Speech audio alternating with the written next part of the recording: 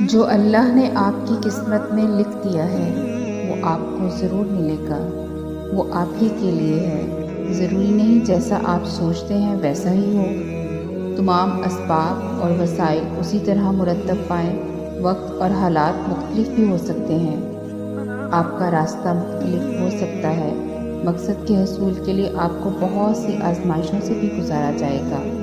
ایمان اور صبر کے امتحانات کے ذریعے آپ کی سچائی، ڈٹرمنیشن کو جانچا جائے گا، آپ کی خودی اور قوت ارادی کو آزمایا جائے گا۔